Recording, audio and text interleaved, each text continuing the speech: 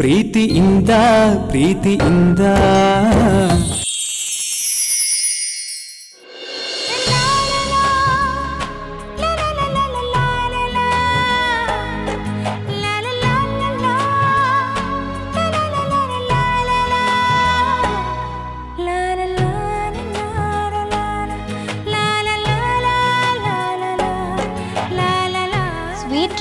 Good morning ಮಧ್ಯೆ ಏನ್ ನಡೀತು ತೇಜು? ನನಗಂತೂ ಇಡೀ ರಾತ್ರಿ ಅಮ್ಮಯ್ಯಣ್ಣನ 2 ಕಾಲುಗಳು ಮಾತ್ರ ಕಾಣಿಸ್ತಿದ್ವು. ಭರತ ರಾಮನ ಪಾದ ನೋಡಿದ್ನೋ ಇಲ್ವೋ ಗೊತ್ತಿಲ್ಲ, ಆದ್ರೆ ಅದಕ್ಕಿಂತ ಜಾಸ್ತಿ ನಾನು ಅಮ್ಮಯ್ಯಣ್ಣನ ಪಾದಗಳನ್ನು ನೋಡ್ಬಿಟ್ಟೆ.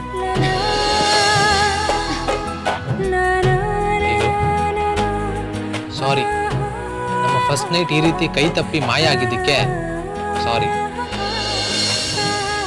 ಆದ್ರೆ ನಮ್ಮ ಪಾಲಿಗೆ ಸಾವಿರಾರು ದಿನಗಳಿದೆಯಲ್ಲ, ಪ್ರತಿದಿನ ಫಸ್ಟ್ ನೈಟ್.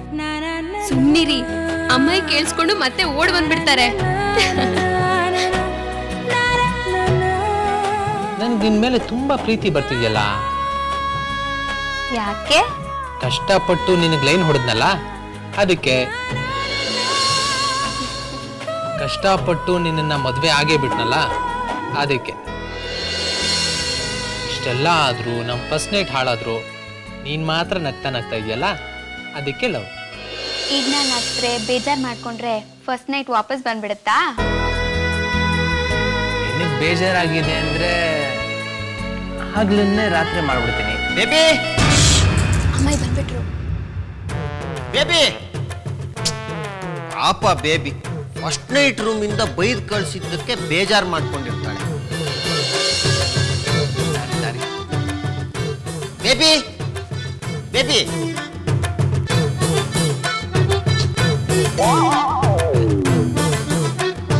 ತೇಜು, ಬೇಬಿ ಗಂಡ ಯಾರು? ಯಾಕೆ ಅವಳು ಗಂಡ ನಿನಗೆ ಆಗ್ಬೇಕು? ಫಸ್ಟ್ ನೈಟ್ ಮಾಡಿಸು. ಏನಾಯ್ತು? ರೆಕ್ಕೆ ಬಂದಿರೋ ಹಕ್ಕಿ ಫುರ್ ಅಂತ ಹಾರೋಯ್ತು. ಸತ್ಯ, ಮೂರ್ಖತನ ಮಾಡಬೇಡ. ನೀಲ ಹಠದಲ್ಲಿ ಕೋಪದಲ್ಲಿ ಕೃಷ್ಣ ಪ್ರಸಾದ್ ಮಗಳು ಅನ್ನೋದನ್ನ ಮರಿಬೇಡ. ಈಗ ಅವಳಿಗೆ ಒಳ್ಳೆ ಮನೆ, ಒಳ್ಳೆ ಗಂಡ, ಒಳ್ಳೆ ಜನ ಸಿಕ್ಕಿದ್ದಾರೆ.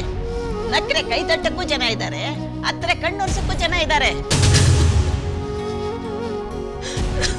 ನಿನ್ನ ನೋಡು, ನೀನ್ ಇಲ್ಲಿ ಅಳ್ತಾ ಇದೀಯ.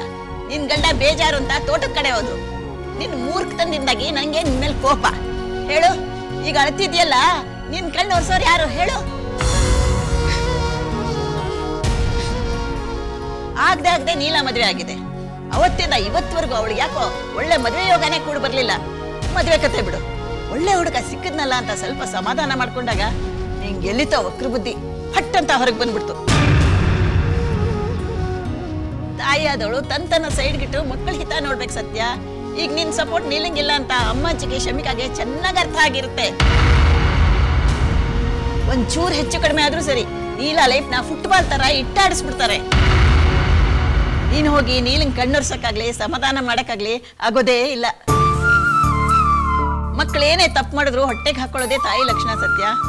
ಪಾಪ ನೀಲು, ಅವಳಿಗೆ ನಮ್ಮನೆಯಿಂದ ನೆಟ್ಟಿಗೆ ಬೀಳ್ಕೊಡ್ಲಿಲ್ಲ. ಇನ್ನು ಅಮ್ಮಾಜಿ ಮನೆಯವರು ಅವಳಿಗೆ ನೆಟ್ಟಿಗೆ ಒಳಗ್ ಕರ್ಕೋತಾರ? ಯಾರೋ ಗೊತ್ತಿಲ್ದಿರೋ ಮನೆ ಮುಂದೆ ಬಂದ್ ನಿಂತ್ರೆ ಹೇಗ್ ನೋಡ್ತಾರೋ ಹಾಗೆ ನೋಡ್ತಾರೆ.